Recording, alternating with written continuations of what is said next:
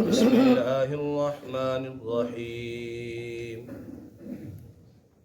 وقل الحق من ربکم، اور آپ کہہ دیجئے کہ یہ دین حق تمہارے رب کی طرف سے ہے۔ فمن شاء فلیؤمن ومن شاء فلیکفر، سو جس کا جی چاہے ایمان لے آئے اور جس کا جی چاہے کافر رہے۔ انا اعتدنا للظالمین نارا، بے شک ہم نے ایسے ظالموں کے لیے آگ تیار کر رکھی ہے۔ احاط بہم سرادقها، اور اس آگ کی قناتیں اس کو گھیرے ہوں گی۔ وَإِن يَسْتَغِيثُوا يُغَاثُوا بِمَاءٍ كَالْمُهْلِ يَشْوِي الْوُجُوهَ۔ وَإِن يَسْتَغِيثُوا، اور اگر وہ فریاد کریں گے تو یغاثوا بِمَاءٍ كَالْمُهْلِ يَشْوِي الْوُجُوهَ، تو ایسے پانی سے ان کی فریاد رسی کی جائے گی جو تیل کی تلچھٹ کی طرح ہوگا اور ان کے چہروں کو بھون ڈالے گا۔ وَبِئْسَ الشَّرَابُ، اور کیا ہی برا پانی ہوگا۔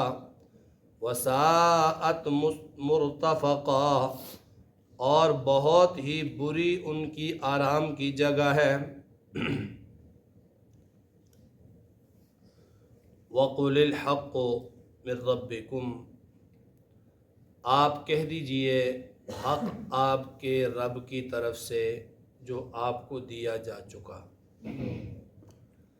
گزشتہ آیات میں اصحاب کہف کا واقعہ اور اس میں اللہ کی قدرت کی نشانیاں، کل کے درس میں جناب نبی اکرم صلی اللہ علیہ وسلم کو غریب مسکین اللہ کے ذکر کرنے والے لوگوں کے ساتھ بیٹھنے کا حکم فرمایا۔ یہ سارا حق جو ہے وہ تیرے رب کی طرف سے ہے، کوئی مانے اس حق کو یا نہ مانے، کوئی اس حق کو حق تسلیم کرے یا نہ کرے، حق یہی ہے کہ جو کچھ آپ پر نازل کیا گیا، آپ کو اللہ نے دیا، وہی حق بھی ہے، وہی سچ بھی ہے۔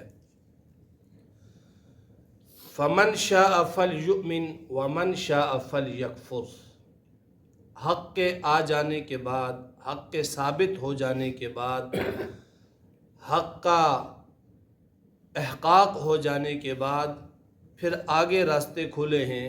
من شاء فلیکفر ومن شاء فلیؤمن ومن شاء فلیکفر، جو چاہے ایمان لے آئے، جو چاہے کفر اختیار کر لے، کفر پر رہے۔ یہ اللہ تعالیٰ نے اختیار دے دیا، کیونکہ اللہ نے انسان کو مجبور محض پیدا نہیں کیا ہے کہ بالکل انسان مجبور محض ہو، اس کے پاس نہ عقل ہو، نہ حکمت ہو، نہ اس کے پاس کوئی علم ہو، ایسا نہیں ہے۔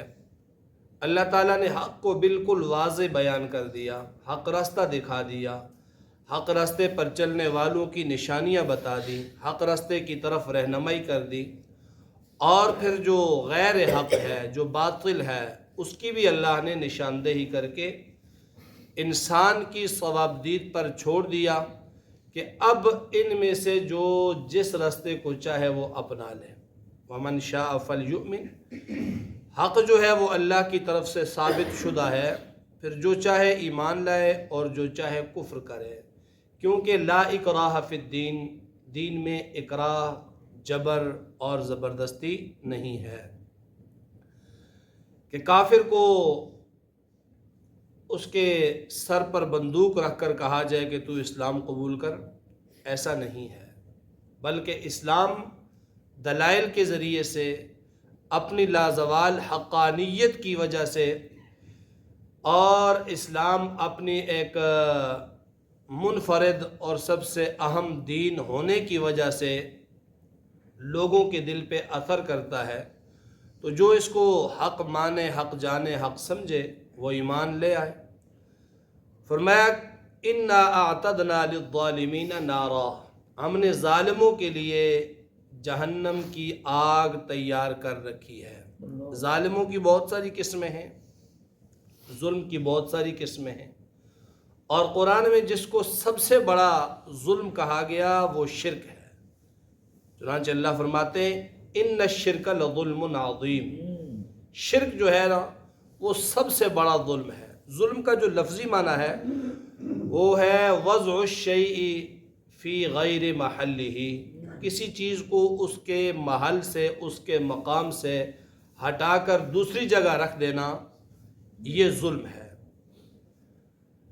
مثال کے طور پر ٹوپی کا جو محل ہے وہ سر ہے، اور ٹوپی کو اگر سر سے اتار کر کوئی پاؤں میں رکھ دے تو یہ غیر محل میں رکھنا ہے، یہ ظلم ہے۔ اینک ہے وہ آنکھوں پہ لگائی جاتی ہے، اگر اینک کو چہرے سے، ناک سے اتار کر کوئی گھٹنے پر لگا دے تو یہ کیا ہے؟ ظلم ہے۔ تو ظلم کا بنیادی معنی یہی ہے کہ کسی چیز کو اس کے محل سے ہٹا کر، اس کی جگہ سے ہٹا کر، اس کے مقام سے ہٹا کر دوسری جگہ پہ رکھ دینا، یہ ظلم ہے۔ اور عبادت کا سب سے معبود ہونے کا سب سے زیادہ حقدار کون ہے بھائی؟ اللہ تعالیٰ ہے۔ تو اللہ جل جلالہ واحد ہے، یکتا ہے، اس کا کوئی شریک نہیں، کوئی ساجی نہیں۔ اور اگر کوئی اس الوہیت کو تقسیم کر دے، کسی اور کے لیے عبادت کرے، تو جو عبادت کا محل ہے وہ اللہ کی ذات ہے، تو اس کو غیر محل میں اوروں کے لیے رکھ دینا، یہ ظلم ہوا، اور کائنات کا سب سے بڑا ظلم ہوا۔ ان الشرک لظلم عظیم، اللہ کے ساتھ، اللہ کی ذات میں، صفات میں، افعال میں، اختیار میں کسی کو شریک ٹھہرانا یہ بہت بڑا ظلم ہے، اور سب سے بڑا ظلم شرک ہی ہے۔ پھر اس کے بعد جو ہے نا وہ مظالم آ جاتے ہیں۔ انسان قرآن پاک کے اندر جو ہے نا وہ ظلم کے مختلف طور پر یہ لفظ استعمال ہوا ہے۔ اپنے نفس پر ظلم کرنے والا، اپنی جان پر ظلم کرنے والا، لوگوں پہ ظلم کرنے والا، یہ بات کے درجے ہیں، اور پہلا درجہ وہ شرک ہے۔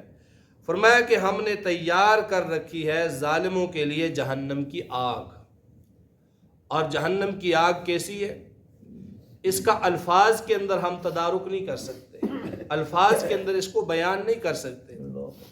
حدیث پاک کے اندر آتا ہے وہ آگ ایسی ہے، وہ عذاب ایسا ہے، لا عین رأت، نہ کسی آنکھ نے آج تک دیکھا، ولا اذن سمعت، نہ کسی کان نے اسے سنا، ولا یخطر علی قلب بشر، اور نہ ہی کسی انسان کا دل اس کا کوئی ادراک کر سکتا ہے، تصور بھی نہیں کر سکتا۔ تصور میں آدمی بہت دور تک جا سکتا ہے نا، لیکن جہنم کا جو عذاب ہے وہ انسان کے تصور سے بھی باہر ہے۔ تو فرمایا کہ ان کے لیے جہنم کی آگ تیار کر رکھی ہے۔ احاط بہم سرادقها، سرادق قنات کو کہتے ہیں، شامیانہ لگاتے ہیں، اس کے چاروں طرف قنات لگا دی جاتی ہے، اس کو بند کرنے کے لیے، گرد و غبار اور لوگوں کی نظروں سے اوجل کرنے کے لیے وہ قنات لگائی جاتی ہے۔ یہاں سرادق کا لفظ استعمال کیا، آپ دیوار سمجھ لیں، دائیں بھی دیوار ہے، بائیں بھی، آگے بھی، پیچھے بھی، اور اوپر بھی چھت ہے۔ تو جہنم کی آگ ان کے لیے تیار کر رکھی ہے۔ تو احاط بہم سرادقها، اس کو گھیر لیا ہے آگ کی قناتوں کے ساتھ، اور اس قنات کی موٹائی کتنی ہے؟ حدیث پاک کے اندر آتا ہے اس قنات کی موٹائی 40 سال کی مسافت جتنی ہے۔ اور یہ اس کو گھیرا کیوں؟ کیونکہ جہنم میں عذاب سب سے سخت ہوگا۔ آگ ویسے اگر کھلی جل رہی ہو تو اس کی حرارت دور جو ہے وہ تھوڑی کم محسوس ہوتی ہے، لیکن اسی آگ کو بند کر دیے جائے تو اس کی حرارت، دائیں طرف بھی آگ کی دیوار، بائیں بھی، پیچھے بھی، آگے بھی، اوپر بھی، تو اس کی تپش اور اس کی حرارت کا کیا حال ہوگا۔ تو فرمایا وہ آگ ایسی ہے، احاط بہم سرادقها، جس کو آگ کی قناتوں سے گھیرے ہوئے ہے، یہ ان کا ٹھکانہ ہوگا۔ اور جب اس میں چلے جائیں گے، اس میں جلیں گے، موت تو آئے گی نہیں وہاں پر۔ ایسا نہیں ہوگا کہ وہ جہنم کی آگ میں جل کے ختم ہو گیا، ختم نہیں ہونا ہے وہاں، وہ جلتا ہی رہے گا، وہ کلبلاتا ہی رہے گا، وہ تڑپتا ہی رہے گا، موت نہیں آئے گی۔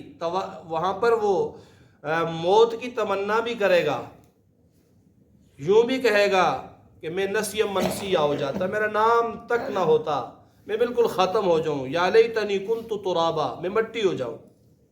لیکن وہاں پر موت آنے والی نہیں ہے۔ موت ایک ہی ہے کہ اس دنیا سے جب بندہ چلا گیا یہی موت ہے، پھر اگلی زندگی میں موت کسی کو نہیں آئے گی۔ موت کو اللہ تعالیٰ لا کر ذبح کر دیں گے۔ حدیث پاک کے اندر آتا ہے جب میدان محشر میں، میدان محاسبے میں اللہ تعالیٰ سب لوگوں کو اکٹھا کریں گے اور پھر موت لائی جائے گی ایک مینڈے کی شکل میں۔ سب کا حساب کتاب ہو جانے کے بعد جو جنت کے لیے جنت کا فیصلہ، جو جہنمی ہے جہنم کا فیصلہ، پھر اللہ تعالیٰ وہاں موت کو لا کر ذبح کر دیں گے۔ اب جو جنتی ہے وہ ابد الآباد جنتی ہے، جو جہنمی ہے پھر وہ ہمیشہ کے لیے جہنم میں ہے۔ اب یہاں موت نہیں آئے گی، موت کو اللہ ختم کر دیں گے۔ فرمایا اس کے اندر جلیں گے وہ۔ وَإِن يَسْتَغِيثُوا يُغَاثُوا بِمَاءٍ كَالْمُهْلِ۔ یستغیث استغاثہ سے ہے، عدالتی الفاظ میں استغاثہ استعمال ہو رہا ہے، فلاں نے استغاثہ کر لیا، کیا مطلب؟ فریاد کر لی ہے۔ وَإِن يَسْتَغِيثُوا، وہ فریاد کریں گے، وہ مدد مانگیں گے اور کہیں گے جی بھوک لگ گئی یا پیاس لگ گئی، تو فرمایا یغاثوا بماء کالمہل یشوی الوجوہ، ان کو پانی پیش کیا جائے گا۔ کیسا پانی ہوگا؟ کالمہل، مہل کہتے ہیں تیل کی تل چھٹ کو۔ کسی بھی کڑاہ میں ڈرم میں آپ تیل گرم کرتے ہیں، جب وہ خوب ابلتا ہے تو اس تیل کے جو جلے ہوئے ذرات ہیں وہ بالکل نیچے پیندے میں بیٹھ جاتے ہیں اور وہ انتہائی زیادہ سخت گرم ہوتے ہیں۔ تو فرمایا کہ ان کو پانی پیش کیا جائے گا، کون سا؟ کالمہل، جیسے تیل کی تل چھٹ ہوتی ہے۔ یشوی الوجوہ، جو ہی چہرے کے قریب یہ لائیں گے تو یشوی الوجوہ، ان کے چہروں کو یہ بھون ڈالے گا۔ چہرہ کا گوشت اس کی تپش سے اسی جس برتن کے اندر وہ پانی ہوگا اسی میں گر جائے گا، پی نہیں سکے گا۔ لیکن پیاس بھی، وہاں تو عذاب ہے، وہاں پیاس بھی عذاب ہے، پینا بھی عذاب ہے، بھوک بھی عذاب ہے، کھانا بھی عذاب ہے، جو ہوگا وہ سب عذاب ہی ہے۔ وہ پی نہیں سکے گا لیکن پھر بھی کوشش کرے گا، یتجرعہ، وہ گھونٹ گھونٹ کر کے اتارنے کی کوشش کرے گا، ولا یکاد یسیغہ، اس کے حلق سے نیچے وہ نہیں اترے گا، اور جو اتر پائے گا فقطع امعاءہم، اس کی انتڑیوں کو کاٹتا ہوا نیچے سے نکل جائے گا جب اس سے پانی طلب ہو گیا تو۔ اور جب وہ کہے گا کھانا چاہیے، لآکلون من شجر من زقوم، زقوم اور سینڈ کا درخت اسے کھلایا جائے گا، انتہائی ترش، انتہائی کڑوا اور انتہائی کانٹے دار۔ کھائے گا تو وہ بھی جسم کو چیرتا ہوا باہر نکل آئے گا۔ کہ کھانا بھی عذاب، بھوک بھی عذاب، پیاس بھی عذاب، پانی بھی عذاب، ٹھکانہ بھی عذاب، آرام بھی عذاب، کوئی بھی چیز ہے وہاں پر عذاب ہی عذاب ہوگا۔ فرمایا بئس الشراب، کیا ہی برا پانی ہوگا، وساءت مرتفقا، اور بہت ہی بری ان کی ٹھہرنے کی، آرام کی جگہ ہوگی۔ اور آگے فرمایا ان الذین آمنوا وعملوا الصالحات، وہ لوگ جو ایمان لائے اللہ پر، اللہ کی وحدانیت پر، اللہ کو اس کی ذات صفات میں وحدہ لا شریک مانا، اللہ پر ایمان لائے، اور صرف ایمان ہی نہیں، وعملوا الصالحات، ایمان کے ساتھ اعمال صالحہ بھی کیے۔ یاد رکھے ایمان کے ساتھ اعمال صالحہ کرنے ضروری ہیں۔ ایمان کی مثال اس پودے اور اس کی درخت جیسی ہے جو آپ لگا دیتے ہیں زمین میں، اور اعمال صالحہ جو ہوتے ہیں وہ اس پودے کو دی جانے والی کھاد، اس پودے کو دیا جانے والا پانی ہے۔ وہ پانی دیتے رہیں گے، جس طرح پودے کو پانی دیتے ہیں، اس کی خدمت کرتے ہیں تو وہ پودا بڑا ہوتا ہے، وہ پھل دیتا ہے، وہ پھول دیتا ہے، اس میں ترقی ہوتی ہے۔ ایمان کے پودے کو اعمال صالحہ کا پانی دیں گے تو ایمان کے اندر اور مضبوطی آئے گی، ایمان کے اندر اور تقویت آئے گی، ایمان کے اندر اور اضافہ ہوگا، اور وہ ایمان ایک تناور درخت بن جائے گا۔ ایمان اور اعمال صالحہ دونوں لازم ملزوم ہیں۔ بعض لوگ ایسے ہوتے ہیں جی ہمارا ایمان ہے، یہ نمازوں سے کیا ہے، یہ روزوں سے کیا ہے، یہ عبادات سے کیا ہے؟ تو یاد رکھیں یہ صرف شیطان کا وہم اور شیطان کا دھوکہ ہے۔ اعمال سے ہی بنتا ہے سب کچھ، عمل سے زندگی بنتی ہے، جنت بھی اور جہنم بھی۔ یہ خاکی اپنی فطرت میں نہ نوری ہے نہ ناری ہے، نہ نوری ہے نہ یہ فرشتہ ہے فطرت میں، نہ یہ جہنمی ہے۔ عمل سے زندگی بنتی ہے، عمل اچھے ہیں تو یہ نوریوں سے بھی اعلیٰ، اور عمل برے ہیں تو پھر ناریوں سے بھی بدتر۔ اس لیے فرمایا کہ جو ایمان لائے، نیک اعمال کیے، تو انا لا نضیع اجر من احسن عملا، ہم ایسے لوگوں کا اجر، اچھے اعمال کا اجر ہم ضائع نہیں کرتے، ان کو ان کے ہر عمل کا اجر مل جائے گا۔ اور اولئک لہم جنات عدن، ان کے لیے ہمیشہ کے باغ ہیں، جنات باغ، عدن ہمیشہ کے، اور ایسے باغ تجری من تحتہم الانہار، جن کے نیچے سے نہریں بہتی ہیں۔ باغ کو پانی لگایا جاتا ہے، دور دراز سے لایا جاتا ہے، لیکن وہ باغ جو اس طریقے پر ہو کہ جس کے درمیان سے، جس کے آس پاس سے نہریں ہی نہریں ہوں، وہ کتنا سرسبز و شاداب ہوگا، کتنا ہرا بھرا ہوگا۔